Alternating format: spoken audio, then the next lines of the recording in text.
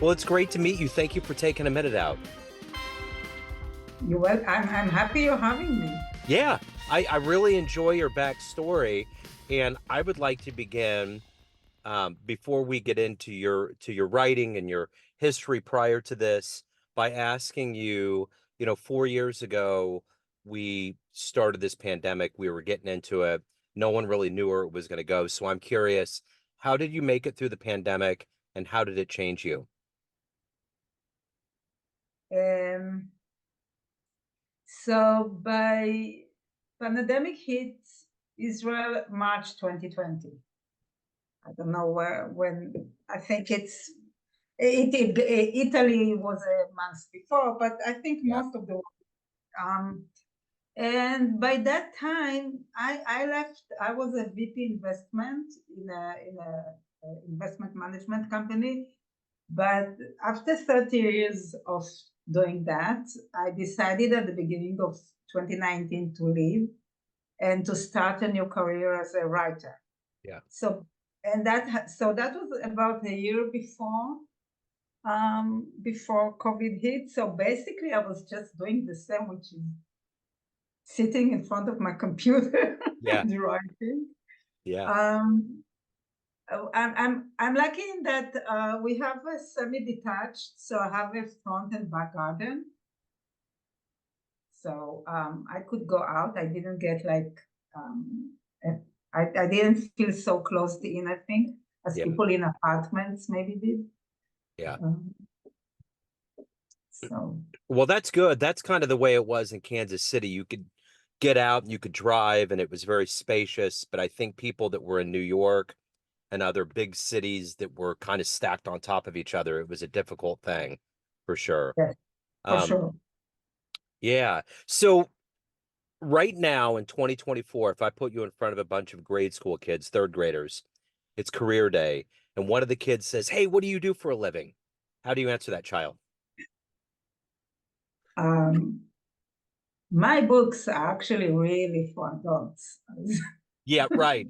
I had a feeling. But my books are for adults. But what I will tell them is that I write stories where people meet and get to know each other and overcome adventures. Because although I do write romances, I always have a subplot that involves a financial fraud or financial scam, and the two heroes. So I will tell the third graders that the two heroes, usually it's a man and a woman, but sometimes there's like it doesn't have to be a man and a woman, Yeah. and they solve a mystery together, and they fight crime together, and they grow as people, and then there's a happily ever after. Always, that's a promise. So you got kind of the right brain with the writing right now. You had the left brain with your financial career. So let's find out how we got here.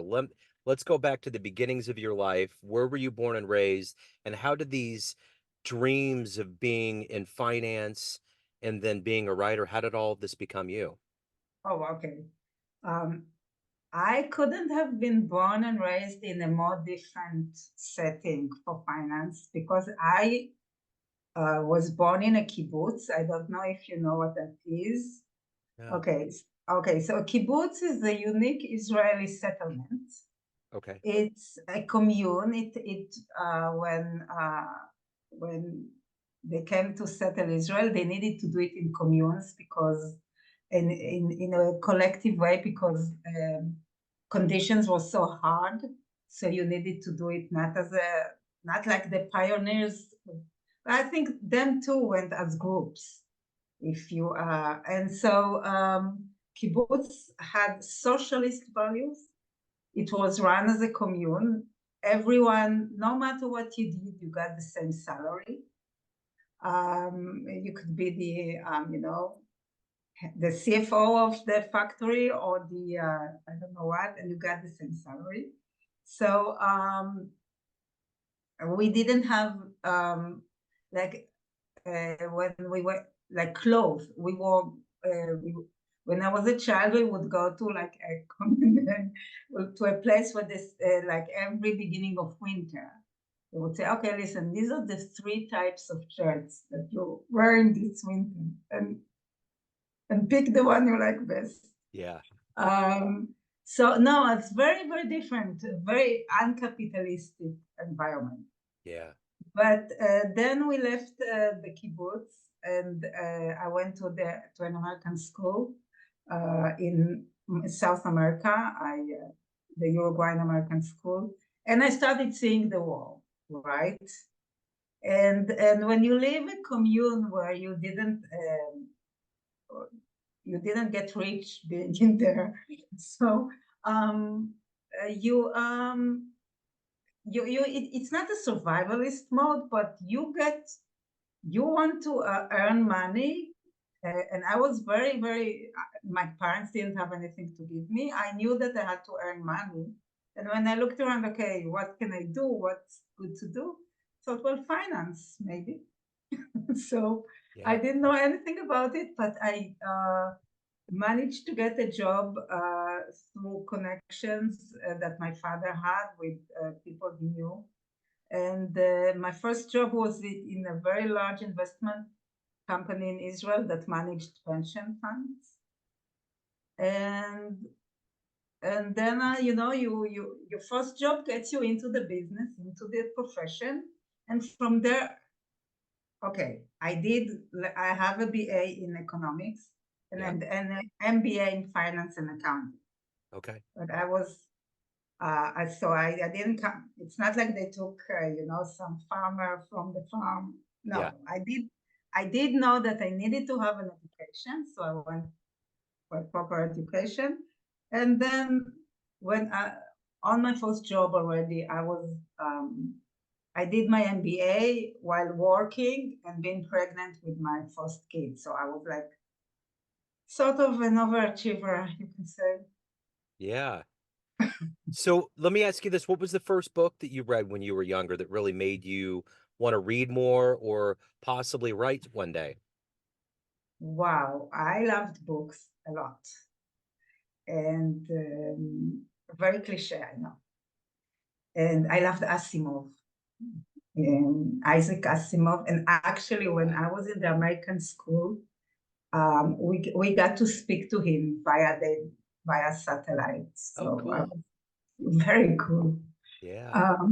So I loved sci-fi growing up and fantasy, Lord of the Rings. I loved Anne of Green Gables. Yeah. I loved Ivanhoe, action, adventure, sci-fi, fantasy. Actually, I didn't like romance that much, Yeah. to be honest. Yeah. So what was the first piece of writing that you put out there that got a response that made you think this is a career, this is something I can do? Oh, well, in 2008, it was really bad, and I lost my job. I mean, if you see any wrinkles on my face, that's the financial markets. Yeah. 2008, It was bad then. 2011. Yeah. I get it. Totally. So I lost my job as I was never mind what I did. I lost it, and I went to a coach to a coacher, and she asked me what did you get positive feedback on, and I said, oh, okay, except for finance and stuff that you did. I said, oh, always when I read, they would always read my essays aloud in class. I can write, I think. And she said, okay, you should try that. And so I think choosing a second career is something, yeah, that you got positive feedback or you're already strong at. I don't think you choose it out like that. So yeah, so that's how. And the first piece of writing, it was so long ago, I don't remember. I think I wrote something. Do you know who Maupassant is? Guy de Maupassant. Yeah. He's a French writer, Yeah. and we read he's a short story writer, and I think I wrote an alternative story for the necklace. It's a very well-known story. Yeah. And it got read in class, and it's a very, very empowering experience. I think I was ninth grade or something like that. So I knew I was good, but I was always so focused on on the earning, on providing. I have three children. Yeah. Sometimes I became a prime breadwinner when things got tough. My husband is in startups and stuff. So I was always knew I had to bring a salary, which is why I didn't start this second career until I was actually much better off financially. So, who's been a hero for you in your life? Who's been an inspiration? Um, I'll tell you, my grandmother, Hmm. she's one of the kibbutz founders, and and she she was very ideological and very yes, these are the right ideas, socialism, and everyone has to be the same, etc. But she was also a very family person. She family was above all. And what they did in the kibbutz is they put the kids to sleep together in like, we didn't sleep with our parents. We slept in what we were like from age 0. And so, and my grandmother really thought that was wrong, that children should sleep with their parents. And so, and even though it cost her, I think, peer pressure, and she never gave up until they changed in the mid 1980s. It changed. And I really appreciate, and as I grew older, I really appreciated that she was, one, family above all, and two, you need to follow your values, even though not many people may like it. So, and I loved her. She was such a nice lady. Yeah. So, if you can meet one person alive on the planet right now, whether it's a writer or someone else that you find fascinating, who would you love to meet and talk to? And so it comes and goes. There are different people in different phases in my life. It's not always the same answer for that. Like I used to really want to meet Michael Jordan. I don't want to anymore. Yeah. I mean, I watched The Last Dance. It's cool. I'm good. Yeah. Right. Yeah. So right now I'm reading Thea Harrison. She's a fantasy writer. I love her. Such a beautiful writer. So I would love to sit with her and talk to her Yeah. about her process. And she writes very strong heroines, even though it's romantasy. Um, her heroines are very modern, very Yeah. strong women. Yeah. I like it. So, what is your motivation every day to write the stories, to do what you do, to evolve as a human? What is that motivation for you every day? So for me, so the stories I write are about strong women Yeah. in the finance world. So I want to, and you don't meet it. I mean, you when you read romance, this is not a profession they give to women. As we like to bake cupcakes sometimes, and well, I'm just saying this is the sort of profession that is more associated with billionaire men, which is true because in life, 90% of investors are men. So for me, bringing the stories of women that have to navigate a very male, first of all, it's a cutthroat environment, right? And it's a very male-oriented environment. I could find myself sitting in a room with 15 other guys, and so this is I want to tell about their stories in this environment and how they find love, and about relationships. Like right now, I'm writing a marriage in trouble book. So it's all about a couple that used to really love each other and now they don't anymore, and how they're going to go back to it. which is something that, I don't think it's going to be very big on TikTok. Yeah. because, but it's something that I think once you pass, and all my heroines are older than 30. They're always like mid-30s, mid-40s. I think so. I think you start reading romances that speak to you as you grow older, and I want to provide that, to give that to women. So what's been one of your favorite fan letters that you've gotten from your books? I have a newsletter, yes. So I get emails that are that speak to me. That usually when people reply to you, they say nice stuff. They never say bad stuff. Yeah. And but my favorite one I think was someone who's been a reader of my book since the first book. And he's a guy, he's from the Netherlands, and he says, I always look forward to your emails. Please don't stop writing them. So Excellent. Very cool. So I'm curious, of all of the things that you've done in your life, in your different careers, what are you the proudest of? in career, yeah, not family. Well, both. Yeah, we can do both personal and professional. Okay, personal is easy, right? I'm really happy that I have 3 children and they're Yeah. all like the best. Yeah. Okay.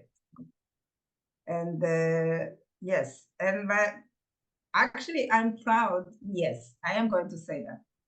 So for career women, what people maybe don't realize is we manage 2 careers. We have a career that is the first one, that the one that we get paid for, and then the career which is managing home.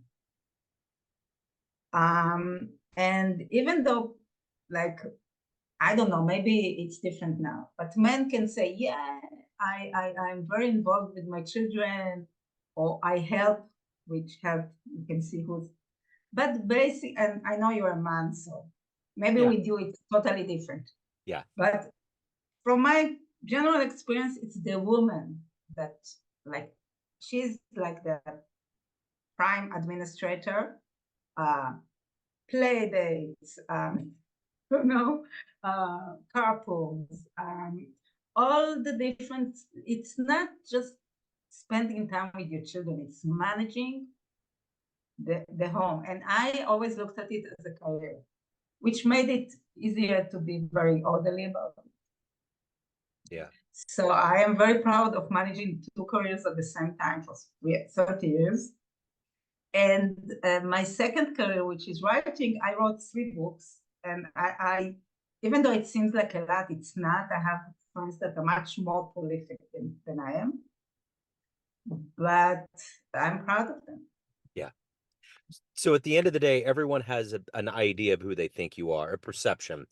Family, friends, your fans, but ultimately you're in control. What's your perception of you? Who do you think you are? I keep things together. Yeah. Is Yeah. what I do.